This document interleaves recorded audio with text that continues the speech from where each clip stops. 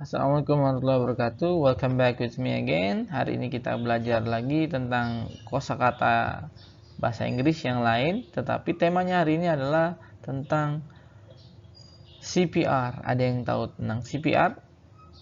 Cardiopulmonary resuscitation, atau biasanya kalau awam kita biasa tahu adalah memberikan nafas buatan. Nah, siapkan catatannya, take out your notes, take out your pen, siapkan catatan dan bukunya.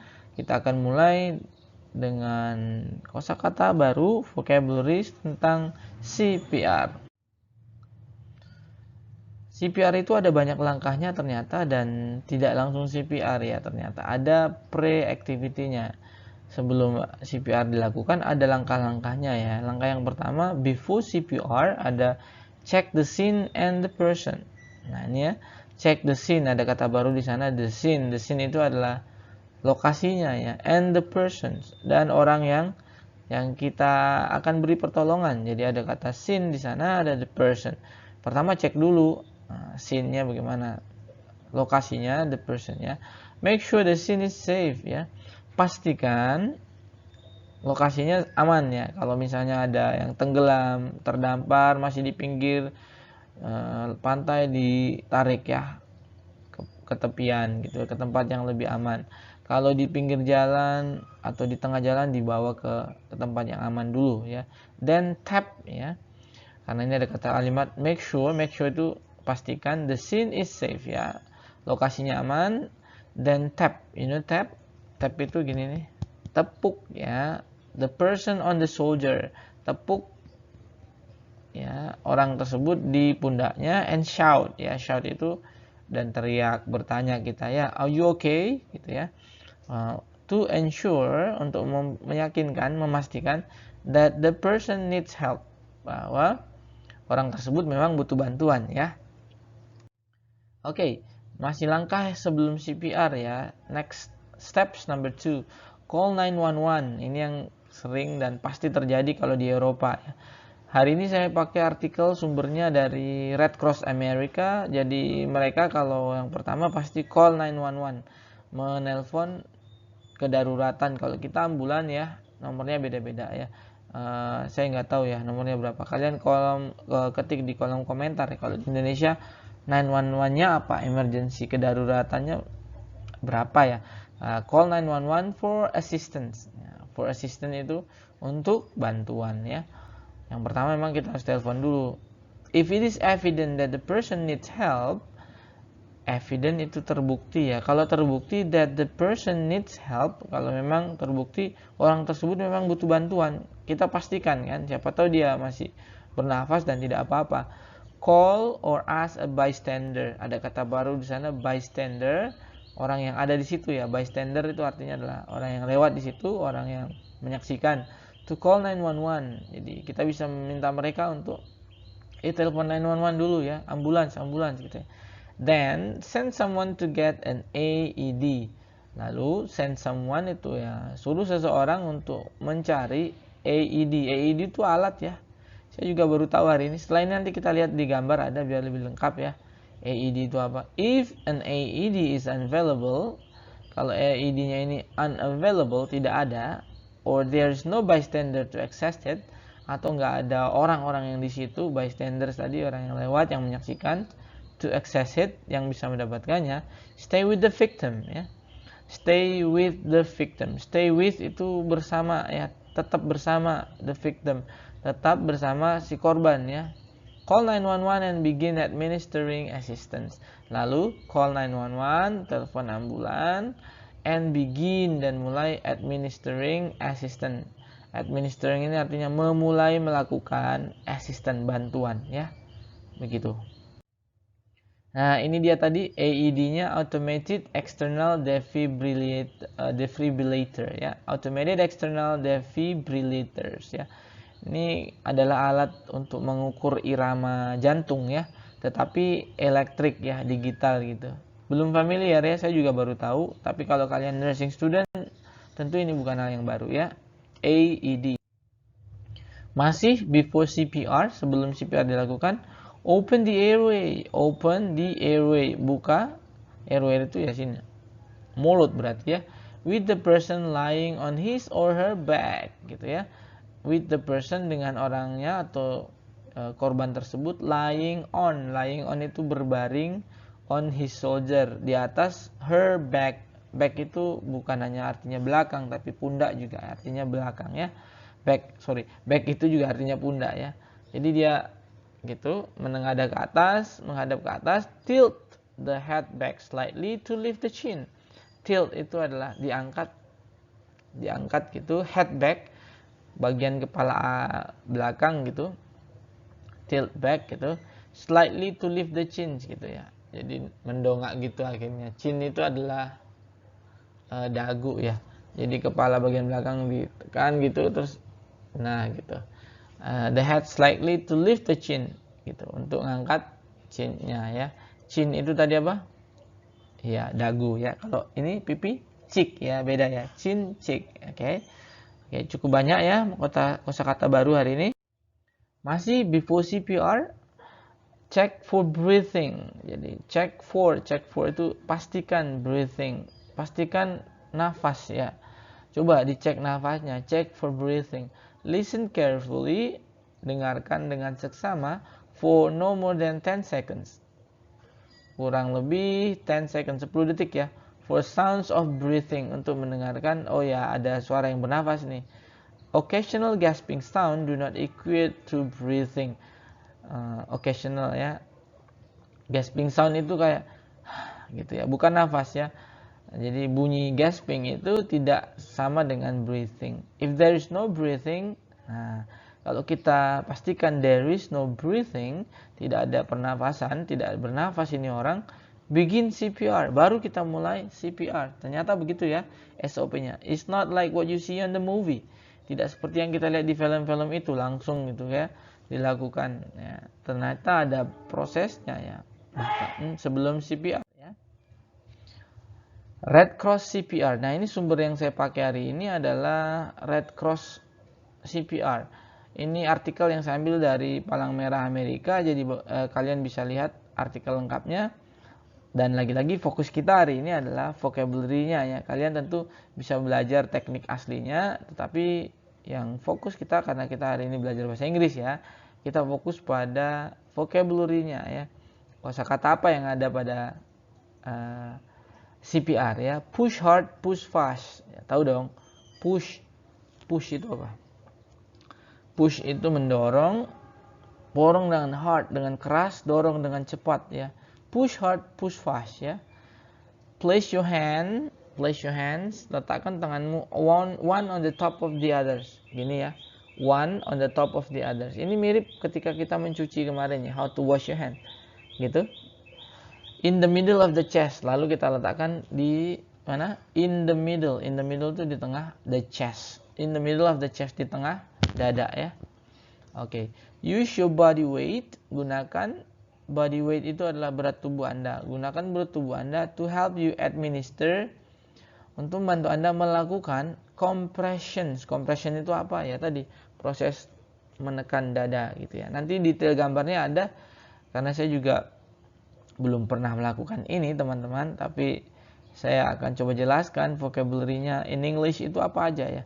That are at least 2 inches deep. Berapa kedalamannya? Tekanannya 2 inches ya. Cukup dalam ya. And deliver at a rate of at least 100 compressions per minute. And deliver, dan lakukan. Delivered ini artinya juga bisa mengirim, tapi pada setting ini konteksnya adalah melakukan ya. At a rate, dengan rate ya. Rata-rata berapa? At least, paling tidak, sekurang-kurangnya 100 compression per minute. 100 compression per minute. Wow, jadi kalau ada 1 menit itu 60 detik, nah ini harus 100, berarti cepat sekali ya tekanannya. Jadi sangat berbeda dengan yang kita lihat dia ada di film-film itu ya. It's quite different. Ini dia compressions CPR, chest compressions. Kalau ada berbeda ya. Kalau adult ini ada one on the top of the other hand, satu di atas tangan yang lain. Kalau kita yang pasiennya atau korbannya anak-anak, satu tangan cukup ya. Gitu. Kalau anak bayi merah itu pakai 2 jari untuk membantu pernapasan. Nah, press down artinya tekan ke bawah 2 inci, yang bedanya hanya kayak kalau baby atau infant 1,5 lebih kecil ya. Nah, yang kita bahas hari ini ada yang adult ya, yang dewasa. Nanti child dan infant itu lain lagi ya. Perform 30 chest compression. Ini yang tadi 100 compression per minute, 100 tekanan. Jadi 100 kali kurang lebih ya, setidak-tidaknya 100 kali dalam 1 menit. Oke. CPR. Nah, ini berikutnya deliver rescue breath. Setelah kita lakukan CPR tadi, deliver rescue breath. Ini kita lakukan yang namanya rescue breath. Ini kata lainnya yang kita pahami adalah memberi nafas buatan dari mulut. Rescue breath. Bahasa Inggrisnya adalah rescue breath ya. Ternyata ini langkah selanjutnya ya, tidak langsung ya pada CPR. Lagi-lagi it's not like what you see in the movie. With the person's head tilted back slightly, dengan kepala si korban tadi tilted back slightly gitu ya. Ditekan ke belakang sedikit, slightly agak ditekan ke belakang. And the chin lifted, lalu dagunya diangkat. Lift itu ngangkat ya. Naik lift ya, karena kan diangkat kan. Chin lift, chin apa tadi? Chin dagu ya. Kalau cheek itu pipi. Pinch the nose shut ya. Pinch tadi adalah dipencet hidungnya tuh kan. The nose shut. Shut itu ditutup ya. Pinch jadi hidungnya dipencet sampai tertutup ya. Ya biar udara tidak keluar. Ketika dipencet, place your mouth over the person. Place, letakkan mulut Anda, your mouth over the person mouth, di mulut pasien tadi ya, sehingga nanti bisa dimulai ya. To make a complete seal, sehingga terbentuk complete seal. Seal itu apa?